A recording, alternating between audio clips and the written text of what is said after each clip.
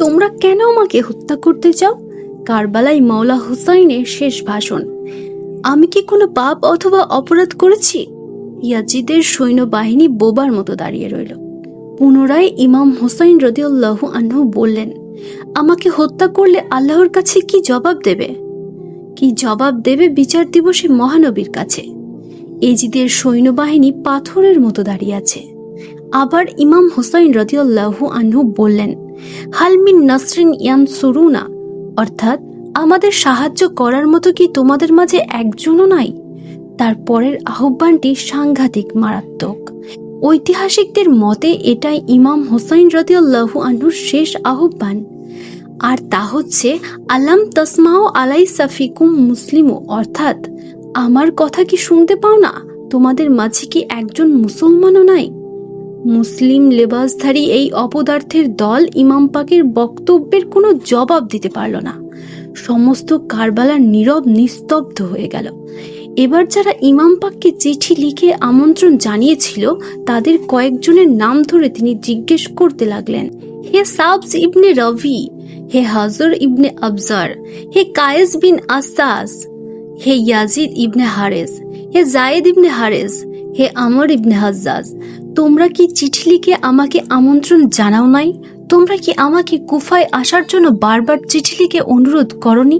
তোমরা কি চিঠিপত্র ও দূত পাঠিয়ে বলনি যে আমাদের কোনো ইমাম নেই, আপনি আমাদের মাঝে তাশরিফ আনুন এবং আপনার মাধ্যমেই আল্লাহ তাআলা হয়তো আমাদের সঠিক নির্দেশনা দেবেন?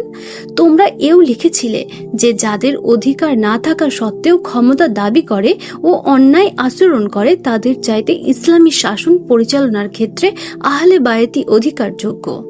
তারা বলে উঠল, না, আমরা কোনো চিঠিপত্র লিখিনি, মিথ্যা, সবই মিথ্যা, আমরা এ সম্পর্কে কিছুই জানি না। তখন ইমাম পাক বললেন, ছি, তোমাদের ধিক্কার, বড়ই অনুতাপের বিষয়। এই যে দেখো তোমাদের চিঠি, এই তোমাদের স্বাক্ষরযুক্ত আবেদনপত্র, খোদার কসম এগুলো তোমরাই লিখেছ এবং লোক মারফত আমার নিকট প্রেরণ করেছ। ওই বেহায়া লম্পট মিথ্যুকের দল বলল, যদি লিখে থাকি তাহলে মন্দ কাজ করেছি, আমরা আমাদের কাজের প্রতি অসন্তুষ্ট। মজলুম ইমাম পাক বললেন, এখন আমার আগমন যদি তোমাদের ভালো না লাগে, তোমরা যদি আমাকে না চাও তাহলে আমাকে ফিরে যেতে দাও। আমি যেখান থেকে এসেছি সেখানেই ফিরে যাব। তোমাদের সাথে আমার কোনো বিরোধ ও বিদ্বেষ নেই।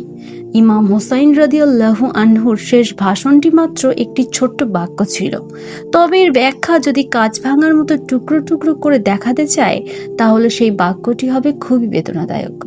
তাই সামান্য ব্যাখ্যা দিয়ে শেষ করতে চাই। খাজা গরিব নওয়াজ রহমাতুল্লাহি আলাইহি যেমন বলেছেন, ইমাম হুসাইন হক এবং বাতিলের নির্ধারণটা পরিষ্কার করে দেখিয়ে গেলেন। সেরকমই অর্থ বহন করেছে ইমাম হুসাইন রাদিয়াল্লাহু আনহুর শেষ ভাষণটিতে। কারণ ইয়াজিদের সৈন্যবাহিনীতে একজনও হিন্দু, বৌদ্ধ, খ্রিস্টান অথবা অন্য কোনো ধর্মের কেউই ছিলেন না। সবাই ছিল মুসলমান। অথচ কি সাংঘাতিক এবং ভয়ঙ্কর ভাষণ! তোমাদের মাঝে কি একজনও মুসলমান নাই? ইয়াজিদের সৈন্যবাহিনীর সবাই মুসলমান ছিল, অথচ ইমাম হুসাইন রাদিয়াল্লাহু আনহু একই তাক লাগানো কথা বলেছেন, তোমাদের মাঝে কি একজনও মুসলমান নাই? একটিও সত্যিকারের আসল মুসলমান ছিল না বলেই ইমাম হুসাইন রাদিয়াল্লাহু আনহু এই আহ্বান জানিয়ে পৃথিবীকে চোখে আঙুল দিয়ে বুঝিয়ে দিয়ে গেলেন। তিনি বুঝিয়ে দিয়ে গেলেন যে যারা দাঁড়িয়ে আছে তারা সবাই নকল মুসলমান।